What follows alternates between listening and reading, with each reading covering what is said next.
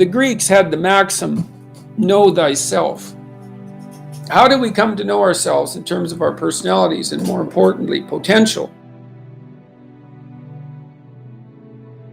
One of the first ways to come to know yourself is to understand that you don't. You can learn to kind of watch yourself like you're watching a stranger, but you have to adopt a position. It's a position of radical humility, I would say. Humility in two senses. So one sense would be the humility of recognizing your ignorance. So you have to understand that you don't know who you are. And that's not easy to understand because you think you know. But then, you remember you can't control yourself very well. You're not very disciplined. You're full of flaws. Maybe you don't know yourself as well as you think. But it's hard to get low enough to understand how deeply it is the case that you are ignorant about who you are. Now, there's an upside to that too, which also is that you're also ignorant about who you could be. And so the discovery of that, is some reward for the horror of determining who you actually are. And then I would say, well, then you watch yourself, and you attend to your conscience, and you watch yourself like you're watching a stranger.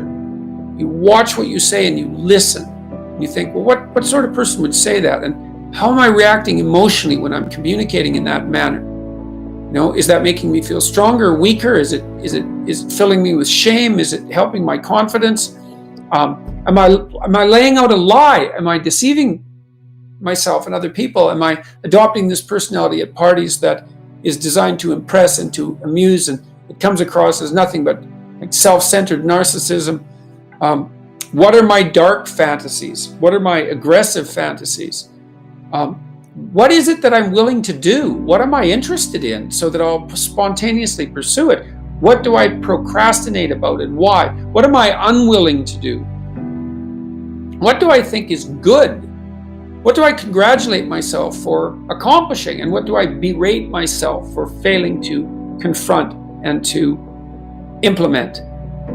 Those are all incredibly complicated questions, and you don't know the answers to them. So that's a start. And then in terms of potential, well, you'll discover a little bit more about your potential as you discover who you are, especially the darker parts of yourself, because then you discover your potential for mayhem. There's some real utility in that.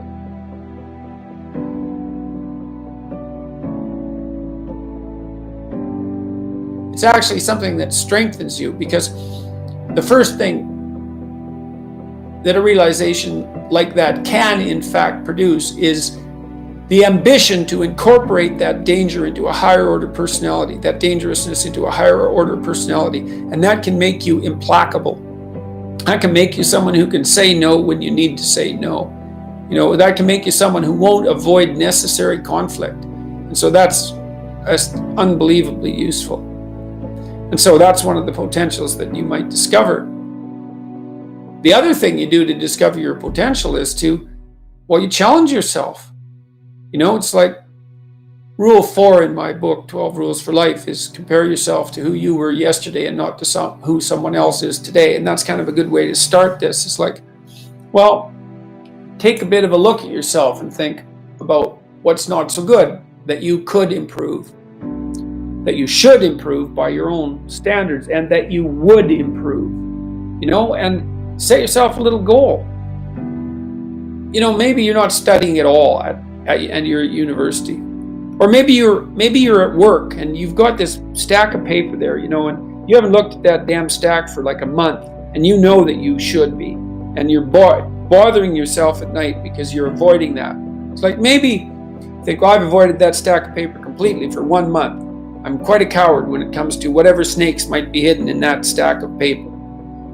How about tomorrow I just put that stack of paper in front of me on my desk, and I glance through it for 15 seconds.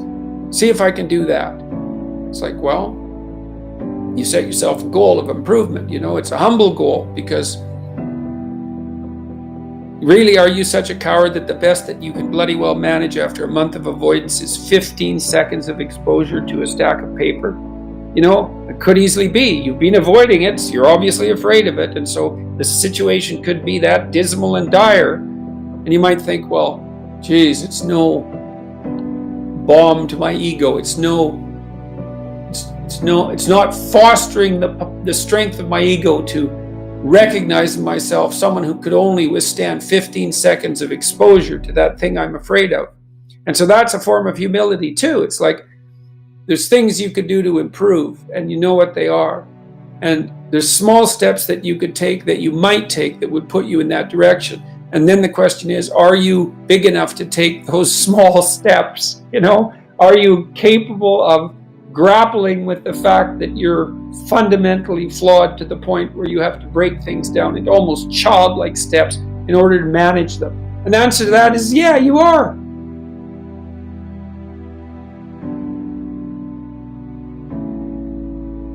People vary in the degree to which they've conquered that. And you do meet people from time to time who are extraordinarily disciplined. But most of the time they've got disciplined in exactly this manner. It's through slow incremental improvement. And then you challenge yourself. It's like, well, could I do this? That would be better. And you find out. And then you think, well, is there something slightly larger and more challenging that I could do? That would be better. And you try it and you find out. And as you try it and you find out, generally you get better at it and you can take on larger and larger challenges.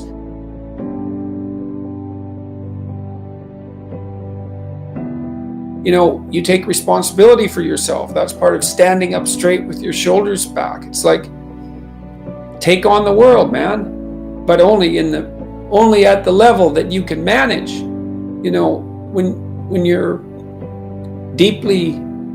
When you're ignorant and biased and deeply flawed and immature, it's where everyone starts. You don't want to bite off more than you can chew, but it doesn't mean that you can't wrestle with part of reality. Some part that's small enough so that you have a good shot at victory. And then you attain victory over some small part of the chaos. And then you're the person who's victorious over chaos. You're just a beginner, but that's who you are. And then maybe you can get unbelievably good at that. And maybe you can ally to that the ability to recast tyrannical order into chaos and restructure it into something deeper, more profound, and more suitable for human habitation.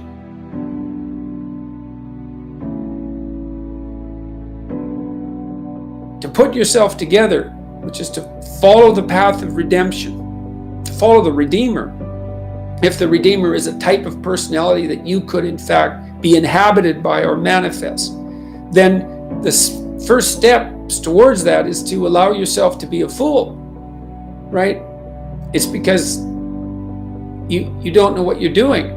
You have to admit that. And there's going to be a loss of ego or destruction of ego, arrogant ego that necessarily accompanies that. But you need the loss of that arrogant ego because it's precisely what's interfering with your movement forward. It's part of the adversarial process, mythologically speaking, that stops moral progress. You're too proud of who you think you are to notice what you're like so that you could change properly. You don't want to sacrifice that part of yourself. It's probably associated with some delusion that helps you maintain a positive, although very fragile self-image, in the absence of genuine effort. It's not to be recommended. So, you know yourself by watching and paying attention.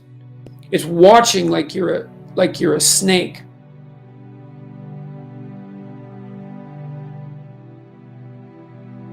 Because a snake watches like cold-bloodedly, with no emotional reaction, just to see what's there. It doesn't allow, symbolically speaking, doesn't allow what is wanted or desired to interfere with what is observed. So you watch yourself like that, as if you don't know who you are.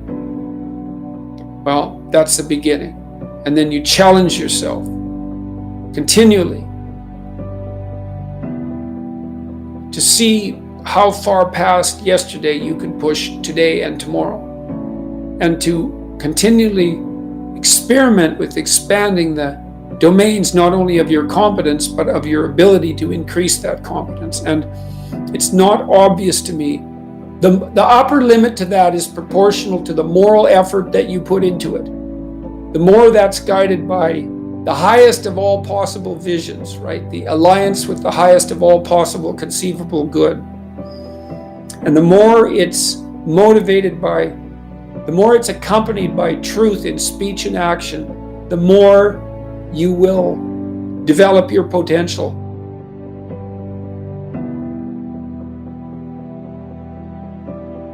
And so you also, I suppose, have to be willing to undertake that as an adventure, because it's a hell of a thing to bear that kind of responsibility. You know, it takes a person out of the ordinary. It takes them out of themselves. And there's an alienation and an isolation that goes along with that, and a great sorrow, all of that together. But there's deep meaning to be had in it, and there isn't anything better that you can do. So that's the answer to that question.